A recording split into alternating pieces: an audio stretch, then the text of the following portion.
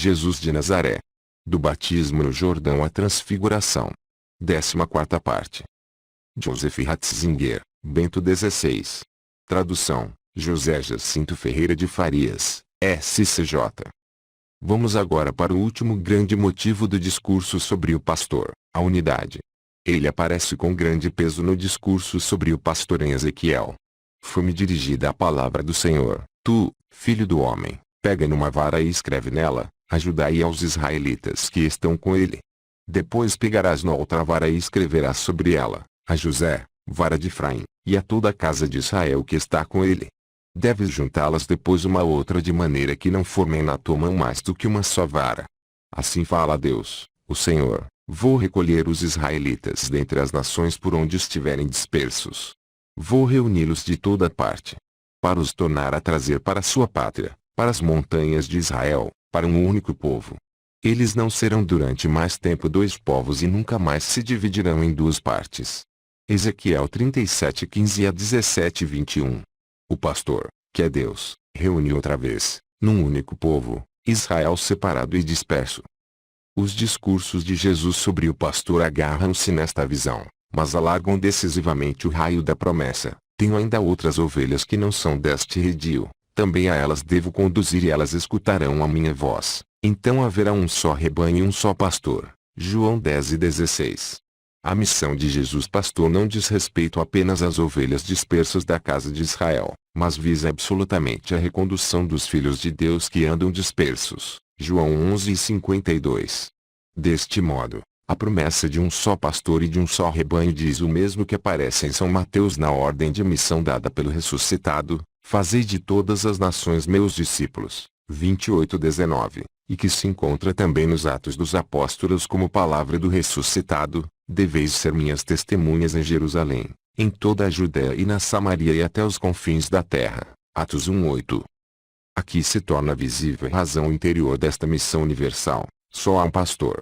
O Logos, que se tornou homem em Jesus, é o pastor de todos os homens, pois que todos foram criados pela única palavra, a partir do Logos e na sua orientação para ele, em todas as suas dispersões, eles são só. A humanidade pode, apesar de todas as dispersões, formar uma unidade a partir do verdadeiro pastor, a partir do Logos, que se fez homem para dar a sua vida e assim oferecer vida em plenitude. João 10 e 10. A visão do pastor tornou-se, na antiguidade, o que é possível provar a partir do século III, uma imagem marcante da cristandade antiga. Ele encontrou a figura do guardador de rebanhos, que na superfatigante sociedade urbana apareceu e que foi amada como o sonho de uma vida simples. Mas a cristandade podia imediatamente, a partir da Escritura, compreender a figura de um modo novo, desde logo, por exemplo, a partir do Salmo 23, o Senhor é o meu pastor. Nada me falta. Ele me leva a descansar em verdes prados. Mesmo que tenha de passar por vales tenebrosos, não temo nenhum mal. A graça e a bondade hão de acompanhar-me todos os dias da minha vida, e na casa de Deus posso habitar por longo tempo. Em Cristo, ela reconhecia o bom pastor que conduz através dos vales tenebrosos da vida, o pastor que passou pelo vale tenebroso da morte, o pastor que conhece o caminho que passa pela noite da morte, que não me abandona nesta derradeira solidão, e que deste vale me leva para os prados verdes da vida, ao lugar do conforto, da luz e da paz. Cânone Romano. Clemente de Alexandria pôs em versos esta confiança na condução do pastor, e eles nos permitem sentir algo dessa esperança e desta confiança da igreja primitiva tão frequentemente sofredora e sempre repetidamente perseguida. Conduz, Santo Pastor, o teu rebanho espiritual, conduz, Rei, os teus puros filhos. A pegada de Cristo é o caminho para o céu. Pai 3:12, 101, Vandermeer 23. Mas, naturalmente, se sentiam os cristãos recordados também na parábola do pastor que vai atrás da ovelha perdida, coloca-a nos seus ombros e a leva para casa, e do mesmo modo também nos discursos do pastor no Evangelho de São João. Para os padres da igreja, ambas as coisas confluem uma na outra. O pastor, que se põe a caminho para procurar a ovelha perdida, é a palavra eterna, e a ovelha que ele põe nos ombros amorosamente e leva para casa é a humanidade, é o ser humano, que ele tomou sobre si. Na sua encarnação e na sua cruz, Ele leva a ovelha tresmalhada, a humanidade, para casa, leva-me também a mim. O Logos encarnado é o verdadeiro guardador de rebanhos, o pastor, que vai atrás de nós através dos espinhos e dos desertos da nossa vida. Transportados por ele regressamos para casa. Ele deu a sua vida por nós. Ele mesmo é a vida. Capítulo 9. Duas balizas importantes no caminho de Jesus: a confissão de Pedro e a transfiguração. A confissão de Pedro. Nos três sinópticos aparece como importante baliza no caminho de Jesus a sua pergunta aos discípulos sobre o que as pessoas diziam e pensavam acerca dele. Marcos 8 27 a 30, Mateus 16 e 13 e 20, Lucas 9 18 a 21. Nos três evangelhos, Pedro responde em nome dos 12 apóstolos com uma confissão que se distingue claramente da opinião das pessoas. Nos três evangelhos, Jesus anuncia logo a seguir sua paixão e sua ressurreição e continua o anúncio do seu próprio destino com um ensinamento sobre o caminho do discipulado, do seguimento dos seus passos, que é o crucificado. Nos três evangelhos, ele explica, porém, este seguimento da cruz de um modo radicalmente antropológico, como necessário caminho da renúncia, sem o qual não é possível ao homem encontrar-se. Marcos 8 e 31, 9 1, Mateus 16 e 21 a 28, Lucas 9 e 22 a 27. E finalmente, segue-se nos três evangelhos o relato da transfiguração de Jesus, o qual explica e aprofunda a confissão de Pedro e ao mesmo tempo faz sua ligação com a morte e a ressurreição de Jesus. Marcos 9 2 a 13, Mateus 17 1 a 3, Lucas 9 28 a 36. Somente em São Mateus é que se encontra, ligada à confissão de Pedro, a transmissão que lhe é feita do poder das chaves, o poder de ligar e de desligar, a promessa de que sobre ele, Pedro, como sobre uma pedra, o próprio Jesus havia de edificar a sua igreja. Do ponto de vista do conteúdo encontram-se paralelos desta missão e desta promessa em Lucas, capítulo 22, versículos 31 e 32, no contexto da última ceia, e em João, capítulo 21, versículos de 15 a 19, depois da ressurreição de Jesus. Aliás, encontra-se também em São João uma confissão de Pedro, que aqui aparece igualmente como uma baliza decisiva do caminho de Jesus e que confere ao círculo dos 12 todo o seu peso e o seu rosto. João 6,68. Na contemplação da confissão de Pedro nos sinópticos, havemos de incluir também este texto, o qual, apesar das diferenças, mostra elementos comuns fundamentais com a tradição sinóptica. A partir desta exposição um tanto esquemática, deveria tornar-se claro que a confissão de Pedro só pode ser corretamente entendida no contexto em que se encontra com o anúncio do sofrimento e com as palavras acerca do seguimento. Estes três elementos, a palavra de Pedro e a dupla resposta de Jesus, estão inseparavelmente ligados, e assim, como a ratificação pelo Pai, pela lei e pelos profetas na cena da transfiguração, são indispensáveis para a compreensão da confissão. Em São Marcos, a história da transfiguração é precedida por uma aparente promessa da parúzia, a qual, por um lado, se prende com as palavras a respeito do seguimento, mas, ao mesmo tempo, introduz na transfiguração de Jesus e assim, a seu modo, explica quer o seguimento quer a promessa da parúzia. As palavras sobre o seguimento, que, segundo São Marcos e São Lucas, são dirigidas a todos, em contraste com a profecia da paixão, que é comunicada apenas às testemunhas, registram o momento eclesiástico em todo o conjunto, abrem horizonte para o caminho iniciado por Jesus em direção a Jerusalém, Lucas 9 23, como também a sua explicação do seguimento do crucificado tem radicalmente como objetivo a existência humana enquanto tal. São João colocou estas palavras no contexto do Domingo de Ramos e em ligação com a pergunta dos gregos a Jesus. Deste modo, ele evidenciou muito claramente o caráter universal destas afirmações. Elas estão ligadas também ao destino da cruz de Jesus, que é assim retirado de qualquer casualidade e aparece na sua interior necessidade. João 12, 24. Por meio da palavra do grande trigo que morre e ligou, além disso, a afirmação do perder sido encontrar-se é um mistério eucarístico, que no fim da história da multiplicação dos pães e da sua explicação no discurso eucarístico de Jesus determina também o contexto da confissão de Pedro. Voltemo-nos agora para cada um dos elementos individuais deste grande tecido de acontecimento e de palavra.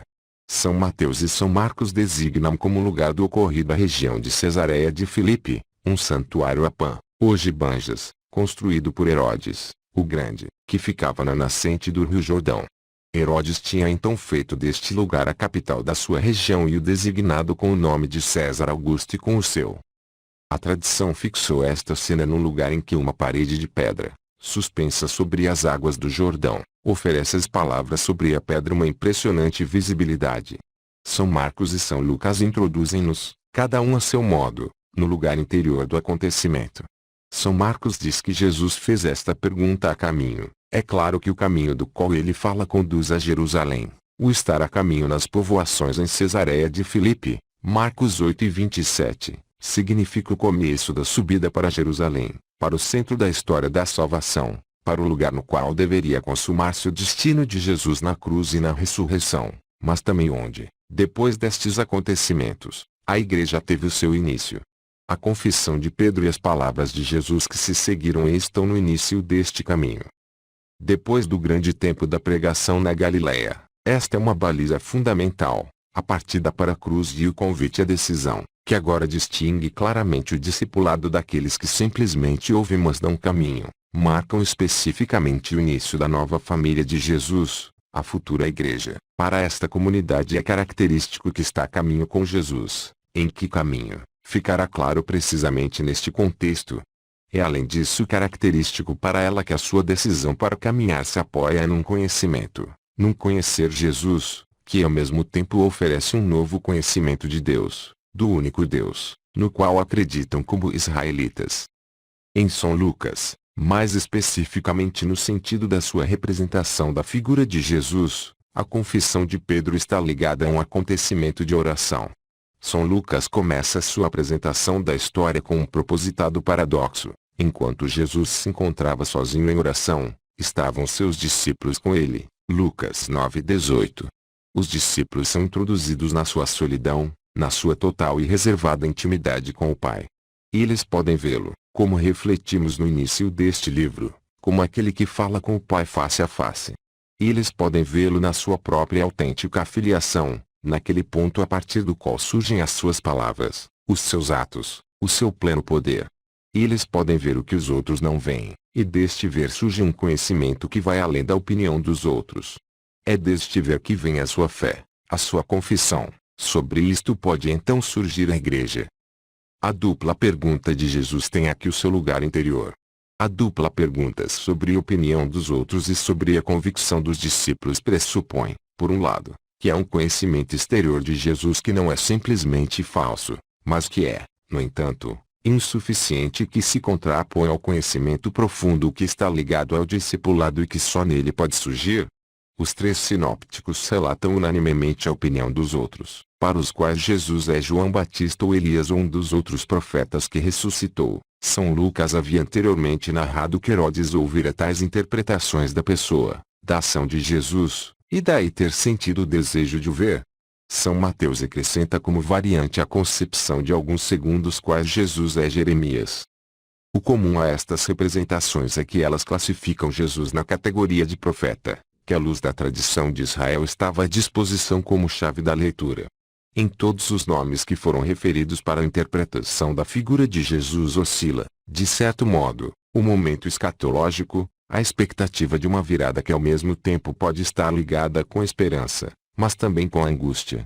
Enquanto Elias corporiza mais a esperança de uma reconstituição de Israel, Jeremias é uma figura da paixão, anunciador do fracasso da forma atual da aliança e do santuário, que representava por assim dizer a garantia da aliança. Ele é, todavia, portador também da promessa de uma nova aliança, que deve surgir da decadência. No seu sofrimento, Jeremias é o portador vivo deste duplo destino de decadência e de renovação. Todas estas opiniões não são simplesmente erradas, elas significam aproximações menores ou maiores ao mistério de Jesus, a partir das quais é inteiramente possível encontrar o caminho para o autêntico mistério. Mas elas não alcançam o autêntico Jesus na sua novidade. Elas o explicam a partir do passado, a partir de todo o ocorrido e do possível, não a partir de si mesmo, não na sua unicidade, que em nenhuma outra categoria se pode inserir. Neste sentido, Há também hoje muito claramente a opinião dos outros, que de algum modo conheceram Jesus, talvez até o tenham estudado cientificamente, mas que não encontraram na sua autêntica alteridade. Karl Jaspers representou Jesus ao lado de Sócrates, Buda e Confúcio como um dos 4 homens de referência e assim lhe reconheceu um significado fundamental para a procura da autêntica humanidade, mas Jesus não passa de uma entre outras categorias comuns, a partir das quais se esclarece e pode também ser delimitado. É hoje comum ver-se Jesus como uma das grandes figuras religiosas fundamentais do mundo, às quais foi dada uma profunda experiência de Deus. É por isso que elas podem explicar Deus a outros homens aos quais foi, por assim dizer, recusada esta religiosa aptidão, levá-los consigo nessa experiência de Deus. No entanto, é certo que se trata aqui de uma experiência humana de Deus, que reflete a realidade infinita no finito e limitado do espírito humano, e por isso significa sempre uma tradução parcial do divino determinada pelo contexto de tempo e de espaço. A palavra experiência alude assim, por um lado, a um real contato com o divino, mas fala também dos limites do sujeito que recebe. Cada sujeito humano pode captar apenas uma determinada parte da realidade perceptível, que além disso precisa de explicação. Assim, cada qual pode, com esta opinião, amar inteiramente Jesus, tomá-lo como guia da própria vida. Mas a experiência de Deus que Jesus realiza e a qual alguém se liga permanece, em última instância, algo de relativo e que deve ser completado com as partes que foram percebidas pelos outros grandes nomes representativos da religiosidade. Deste modo, em última instância resta ao homem, o sujeito individual, como medida. O indivíduo decide o que aceita das diversas experiências, o que o ajuda ou o que lhe é estranho. Não existe uma obrigatoriedade última. O conhecimento dos discípulos, que se exprime como confissão, situa-se no lado oposto à opinião das pessoas. Como é que ela se diz? Nos 3 sinópticos é formulada de um modo diferente por cada um, e por São João ainda de outro modo. Segundo São Marcos, Pedro diz a Jesus, Tu és o Messias, o Cristo, Marcos 8:29. Segundo São Lucas, Pedro designa o Cristo, o ungido, de Deus, Lucas 9:20, e de acordo com São Mateus, Pedro diz, Tu és o Cristo, o Messias, o Filho do Deus vivo, 16:16. Em São João, por sua vez, a confissão de Pedro é, Tu és o Santo de Deus, João 6:69. Podemos ser tentados, a partir destas diferentes versões, a reconstruir uma história do desenvolvimento da confissão cristã. Sem dúvida que se reflete na diversidade dos textos também um caminho de desenvolvimento, no qual lentamente vai aparecendo o que nas primeiras tentativas estava presente de modo impreciso. Do lado católico, foi Grelotti quem recentemente interpretou do modo mais radical o contraste dos textos. Ele vê ali não um desenvolvimento, mas uma contradição. A confissão messiânica de Pedro, que São Marcos transmite, reproduziria sem dúvida corretamente o momento histórico. Tratar-se ali ainda de uma confissão simplesmente judaica, que teria explicado Jesus como Messias político no sentido das representações contemporâneas.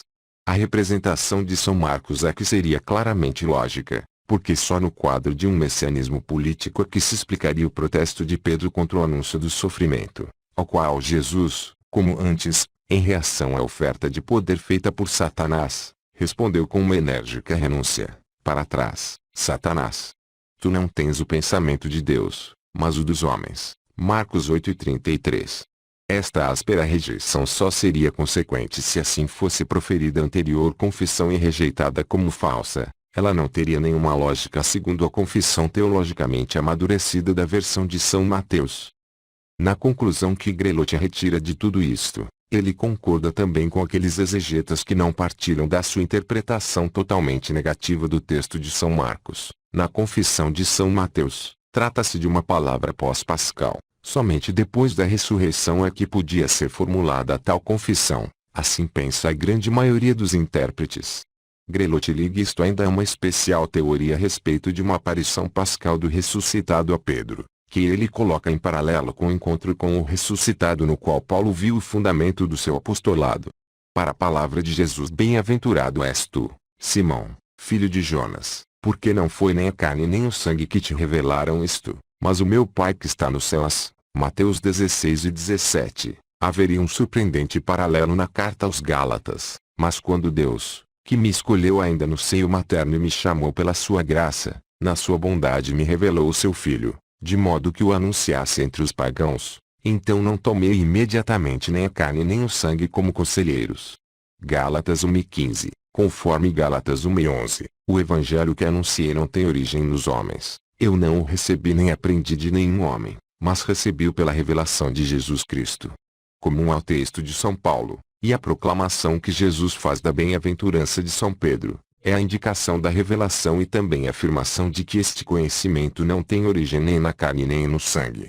Daqui conclui Grelotti que tanto São Pedro como São Paulo foram agraciados com uma especial aparição do ressuscitado, de que na realidade vários textos do Novo Testamento falam, e que, tal como São Paulo, ao qual foi oferecido uma tal aparição, também ele teria em situação semelhante recebido a sua missão específica.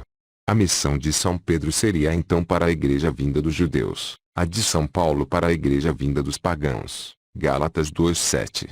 A palavra da promessa dirigida a São Pedro pertenceria à aparição do ressuscitado a ele, e deveria ser vista em estrito paralelo com a missão que São Paulo recebeu do Senhor glorificado. Não precisamos entrar aqui numa discussão pormenorizada com esta teoria, tanto mais que este livro, como um livro sobre Jesus, formula a pergunta a respeito do Senhor, sendo o tema eclesiástico tratado só na medida do necessário para a correta compreensão da figura de Jesus. Quem lê atentamente a carta aos Gálatas, capítulo 1, versículos de 11 a 17, pode facilmente reconhecer não só os paralelos, mas também as diferenças entre os dois textos. É claro que aqui São Paulo quer evidenciar a particularidade da sua missão apostólica, que não se deduz do poder de outro, mas que foi concedida pelo Senhor. Aqui se trata também da universalidade da sua missão e da especificidade do seu caminho na construção de uma igreja a partir dos gentios. Mas São Paulo também sabe que, para a validade do seu serviço, precisa da comunhão, koinonia, com os antigos apóstolos, Gálatas 2:9, que sem esta comunhão cairia no vazio, Gálatas 2:2. Por isso é que, 3 anos depois da sua conversão, durante os quais esteve na Arábia e em Damasco, foi a Jerusalém para ver Pedro, Quefas, nessa altura encontrou também Tiago, o irmão do Senhor. Gálatas 1:18. Por isso viajou, 14 anos mais tarde, desta vez com Barnabé e Tito, para Jerusalém, e recebeu pelo aperto de mão das colunas Tiago, Quefas e João o sinal da comunhão. Gálatas 2:9. São Pedro aparece então, em primeiro lugar, e mais tarde as 3 colunas, como responsável pela comunhão, como seu indispensável ponto de relação, responsável pela retidão e pela unidade do Evangelho, e assim, pela igreja em construção. Mas aqui se torna evidente o significado irrecusável do Jesus histórico, da sua pregação e das suas decisões. O ressuscitado chamou Paulo e assim lhe deu a sua própria autoridade e a sua própria missão. Mas o ressuscitado é aquele que antes tinha escolhido os 12, que tinha confiado a Pedro uma missão especial, que com eles tinha ido para Jerusalém, aí sofrido a morte na cruz e ressuscitado ao 3º dia. Os primeiros apóstolos são os que se responsabilizam por este contexto, Atos 1:21, e é a partir deste contexto que a missão confiada a Pedro se distingue fundamentalmente da missão confiada a Paulo. Esta missão especial de Pedro aparece não só em São Mateus, mas também em São Lucas, em São João e até mesmo em São Paulo, de diferentes modos, mas substancialmente análogos. Inclusive na apaixonada apologia da carta aos Gálatas, ele pressupõe claramente a missão especial de Pedro. Este primado está realmente documentado em toda a tradição, em todas as suas diferentes camadas. Reconduzi-lo simplesmente a uma pessoal aparição pascal, e assim colocá-lo num perfeito paralelo com a missão de Paulo, não corresponde de modo nenhum aos resultados da pesquisa sobre o Novo Testamento. Mas agora é tempo de voltarmos para a confissão messiânica de Pedro, e assim propriamente para o nosso tema. Vimos que Grelotti interpreta a confissão de Pedro transmitida por São Marcos como totalmente judaica e devendo por isso ser rejeitada por Jesus. Porém, tal rejeição não se encontra no texto, no qual Jesus apenas proíbe uma pública divulgação desta confissão, que seria mal entendida na realidade pela opinião pública de Israel e poderia conduzir, por um lado, a falsas esperanças a seu respeito, e por outro, a um processo político contra ele.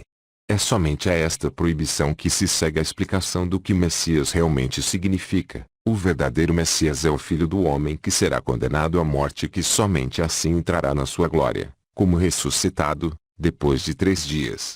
A investigação fala, a respeito do cristianismo primitivo, de 2 tipos de fórmulas de confissão, a substantiva e a verbal. Poderíamos talvez falar, de modo mais compreensível, de tipos de confissão orientados ontologicamente e de tipos de confissão determinados histórico-alvificamente. As 3 formas da confissão de Pedro, que os sinópticos nos transmitem, são substantivas: Tu és Cristo, o Cristo de Deus, o Cristo Filho do Deus vivo. O Senhor coloca sempre ao lado destas afirmações substantivas a confissão verbal, o anúncio do mistério pascal da cruz e da ressurreição. Ambos os tipos de confissão estão intimamente ligados, e cada um, sem o outro, fica incompleto, e em última instância, incompreensível. Sem a concreta história da salvação, os títulos são ambíguos, não só a palavra Messias, mas também a expressão Filho do Deus vivo. Pois também este título pode ser concebido inteiramente em contraposição ao mistério da cruz. Inversamente, a simples afirmação histórico-salvífica permanece sem sua profundidade essencial, se não for claro que quem sofreu, o Filho do Deus vivo, é igual a Deus, Filipenses 2:6, que a si mesmo se despojou e se tornou escravo. Se abaixou até a morte na cruz, Filipenses 2:7. Neste sentido, somente o entrelaçamento entre a confissão de Pedro e o ensinamento de Jesus aos discípulos é que nos dá a totalidade e o essencial da fé cristã. Por isso, também os grandes símbolos da fé da Igreja sempre ligaram os dois entre si. E nós sabemos como, ao longo dos séculos, e também hoje, os cristãos, na plena posse da correta confissão da fé, precisam ser ensinados sempre pelo Senhor que o seu caminho ao longo de todas as gerações não é o caminho do poder terreno nem da glória, mas o caminho da cruz. Sabemos e vemos nós mesmos também hoje como os antigos cristãos, chamamos o Senhor à parte para lhe dizer, isso não pode Deus permiti-lo, Senhor. Isso não pode acontecer. Mateus 16:22. E porque duvidamos, se Deus o impede, tentamos nós mesmos fazê-lo com as nossas artimanhas. E por isso deve também o Senhor sempre dizer-nos, para trás, Satanás. Marcos 8:33.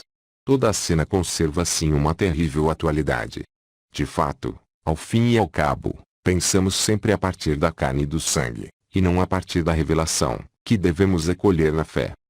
Mas voltemos aos títulos cristológicos da confissão. É importante ver, em primeiro lugar, que a forma respectiva do título deve ser lida no conjunto de cada um dos evangelhos e da sua forma especial de transmissão.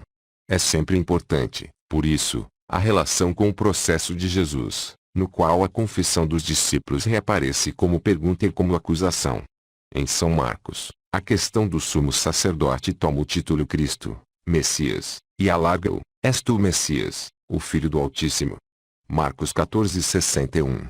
Esta pergunta pressupõe que, a partir dos círculos dos discípulos, tais interpretações da figura de Jesus eram publicamente conhecidas. A ligação dos títulos Cristo, Messias, e Filho correspondia à tradição bíblica, conforme Salmos 2:7, Salmos 110.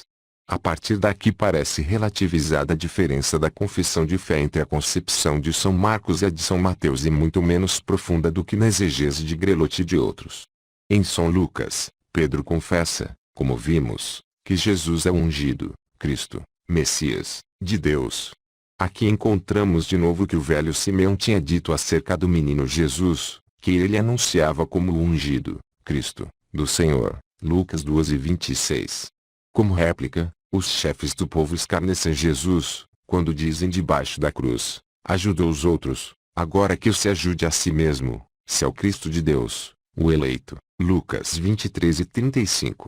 Assim se estica o arco que vai da infância de Jesus, passando pela confissão em Cesareia de Filipe até a cruz. Os 3 textos afirmam todos que o ungido pertence a Deus. A partir do Evangelho de São Lucas deve-se destacar outro acontecimento que é importante para a fé dos discípulos em Jesus, a história da pesca abundante, que termina com a vocação de Simão Pedro e dos seus companheiros ao discipulado. Os experimentados pescadores não tinham pescado nada durante toda a noite e agora recebem a ordem de Jesus para partir de novo em pleno dia e lançar as redes. Isto parece ter pouco sentido, tendo em conta o saber prático destes homens, mas Simão responde: Mestre, a tua palavra lançarei as redes. Lucas 5:5. Então acontece a surpreendente pesca, que deixa Pedro profundamente assustado. Ele cai na atitude de adoração aos pés de Jesus e diz: Afasta-te de mim, Senhor, que eu sou um homem pecador. Lucas 5:8. Diante do ocorrido, ele reconheceu o poder de Deus, que atua por meio da palavra de Jesus, e este encontro direto com o Deus vivo em Jesus abala-o profundamente. À luz e sob o poder desta presença, o homem conhece a sua miséria. Ele não pode suportar o tremendo de Deus, é demasiado intenso para ele. Mesmo do ponto de vista da história das religiões, este é um dos textos mais impressionantes para aquilo que acontece quando um homem se sente de repente e imediatamente exposto à proximidade de Deus.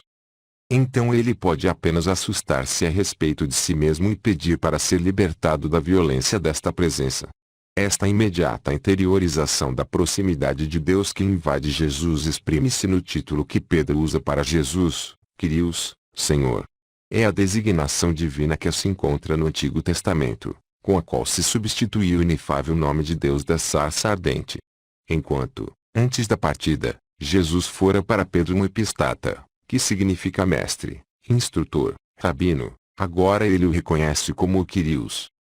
Situação semelhante encontramos na narração de quando Jesus se dirige para o barco dos discípulos sobre as águas do mar tempestuoso. Pedro pede para também ele poder ir ao encontro de Jesus movendo-se sobre as águas. Quando ele corre o perigo de se afundar, Jesus salva-o, estendendo-lhe a mão, e sobe com ele para o barco. Mas, neste momento, o vento acalma-se. Agora acontece o mesmo que vimos na história da pesca milagrosa. Os discípulos prostram-se diante de Jesus, isto é ao mesmo tempo susto e adoração. E eles confessam: Tu és o Filho de Deus. Mateus 14:22-33. É nestas experiências semelhantes, que percorrem os evangelhos, que a confissão de fé de Pedro em Mateus, capítulo 16, versículo 16, encontra o seu fundamento. Em Jesus tinha se tornado sensível para os discípulos, de diferentes modos, a presença do próprio Deus vivo. Antes de tentarmos compor um quadro a partir de todas estas pedrinhas do mosaico, devemos, por breves instantes, dar uma vista d'olhos na confissão de Pedro em São João. O discurso eucarístico de Jesus, que ali se segue à multiplicação dos pães, toma, por assim dizer, publicamente o não de Jesus ao tentador, que o tinha convidado a transformar as pedras em pão, isto é, a ver a sua missão na produção de bem-estar material. Em vez disso, chama Jesus a atenção para a relação com o Deus vivo e para o amor que nele tem a sua origem, o qual é o poder verdadeiramente criador, doador de sentido e que dá, portanto, também o pão. Assim ele explica o seu próprio mistério, a si mesmo na sua oblação como pão vivo. Isso não agrada aos homens, muitos se afastam. Jesus pergunta então aos discípulos: Também vós quereis abandonar-me? Pedro responde: Senhor, a quem havemos de ir? Tu tens palavras de vida eterna. Nós acreditamos e sabemos, tu és o Santo de Deus. João 6,68. Meditaremos com mais profundidade sobre esta versão da confissão de Pedro no contexto da última ceia. Nela aparece o mistério sacerdotal de Jesus. Arão é chamado no Salmo 106, versículo 16, de o Santo de Deus. O título é referido ao discurso eucarístico e com ele antecipadamente relacionado ao mistério da cruz de Jesus. Ele está, assim, ancorado no mistério pascal, no centro da missão de Jesus, e mostra como é radicalmente diferente a sua figura em relação às formas correntes da esperança messiânica, o Santo de Deus. Isso nos recorda o susto de Pedro perante a proximidade do sagrado por ocasião da pesca milagrosa, que lhe fez experimentar de modo dramático a pobreza da sua condição pecadora. Encontramo-nos, assim, no meio do contexto da experiência de Jesus que tiveram os discípulos, que nós procuramos perceber a partir de alguns momentos destacados do seu caminho na comunhão com Jesus. O que é que agora podemos reter como resultado? Em primeiro lugar, Deve-se dizer que a tentativa de reconstruir historicamente as palavras originais de Pedro e deixar todo o resto como desenvolvimentos tardios da fé pós-pascal, leva a um beco sem saída. De onde viria de fato a fé pós-pascal, se Jesus não lhe ofereceu nenhuma base? Com tais reconstruções, a ciência excede-se. O processo de Jesus diante do Sinédrio mostra precisamente em que consistia realmente o escândalo nele, não um messianismo político. Esse existia em Barrabás e mais tarde em Bar Kokhba. Ambos encontraram os seus seguidores, e ambos os movimentos foram reprimidos pelos romanos. O que em Jesus provocou o escândalo foi o que já vimos no diálogo do Rabino Neusner com o Jesus do Sermão da Montanha, que ele pareceu colocar-se no mesmo plano que o Deus vivo. Era isto que a fé rigorosamente monoteísta dos judeus não podia admitir, era isso que Jesus só de um modo lento e progressivo podia conduzir. Era também isso que, mesmo em unidade nunca quebrada com a fé na unicidade de Deus, penetrava toda a sua mensagem e que constituía a sua novidade, especialidade e unicidade. Que então se transformasse o processo diante dos romanos num processo contra um messianismo político, isso correspondia à pragmática dos saduceus. Mas também Pilatos percebeu que na verdade se tratava de algo completamente diferente, que não lhe tinham entregado para ser julgado um rei cheio de promessas realmente políticas. Mas com isto já nos antecipamos. Voltemos às confissões de fé dos discípulos. O que é que vemos aí, quando consideramos todo o mosaico dos textos? Os discípulos reconheceram que Jesus não se enquadrava em nenhuma das categorias correntes, que ele era mais e muito diferente do que um dos profetas. A partir do Sermão da Montanha, bem como ante os seus atos poderosos, do seu poder de perdoar os pecados, da soberania da sua pregação, bem como da sua relação com as tradições da lei, a partir de tudo isto eles reconheciam que ele era mais do que um dos profetas. Ele era aquele profeta, aquele que, tal como Moisés, falava com Deus face a face como um amigo. Ele era o Messias e o era de um modo diferente de alguém a quem Deus simplesmente tivesse dado uma missão. Nele se tornaram verdadeiras, de um modo assustador e inesperado, as grandes palavras messiânicas: Tu és o meu filho, hoje eu te gerei. Salmos 2:7. Nos grandes momentos sentiam-se os discípulos abalados, isto é Deus mesmo. Eles não eram capazes de articular tudo isto numa resposta acabada.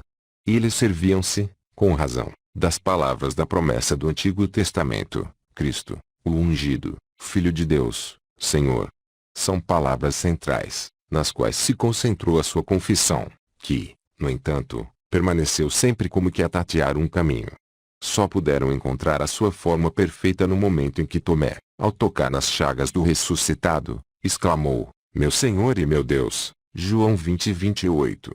Mas ao final estamos sempre a caminho com esta palavra. Ela é tão grande que nunca a entendemos de um modo acabado, ela nos precede sempre. Ao longo de toda a sua história, a Igreja está sempre em peregrinação com esta palavra, que só se torna para nós compreensível, bem como uma missão, ao toque das chagas de Jesus e no encontro com a sua ressurreição. Continua.